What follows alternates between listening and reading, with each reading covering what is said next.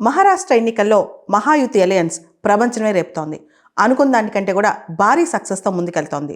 అసలు మహాయుతి అలయన్స్ ఇంత strong success కారణం ఏంటి? ఎందుకు ఎలా వచ్చింది సక్సెస్? 6 నెలల ముందు నుంచే యాంటీ ఇన్కంబెన్సీ ఉందని ఐడెంటిఫై చేశారు. ప్రాబ్లం ఐడెంటిఫికేషనే సక్సెస్కి మొదటి కారణం అని చెప్పొచ్చు. యాంటీ ఇన్కంబెన్సీని అడ్రస్ చేస్తూ వెళ్ళారు.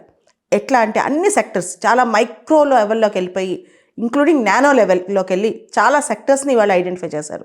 ఇక్కడ మనం చూస్తే మహిళలకు సంబంధించి డియర్ సిస్టర్ స్కీమ్ అంటే మహిళలకి ఇన్సెంటివ్స్ ఇవ్వటం, ఇలాంటి పథకాలు అంటే మహిళల్ని బాగా అడ్రస్ చేశారు.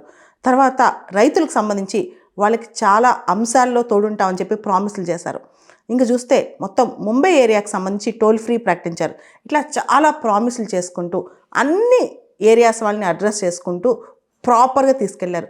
అదేవిధంగా క్యాంపెయినింగ్ కూడా తెలుగు వాళ్ళు ఎక్కడ ఎక్కువ ఉంటే అక్కడ పవన్ కళ్యాణ్ని, అదేవిధంగా కన్నడ వాళ్ళు ఎక్కడుంటే అక్కడ కన్నడ రిలేటెడ్ కమ్యూనిటీస్ ఎక్కడుంటే అక్కడి నుంచి క్యాంపెయిన్ చేయించడం, అలా ఆ కమ్యూనిటీ వాళ్ళ చేత ఇట్లా చాలా కమ్యూనిటీ బేస్డ్ అప్రోచ్లోకి వెళ్ళారనమాట.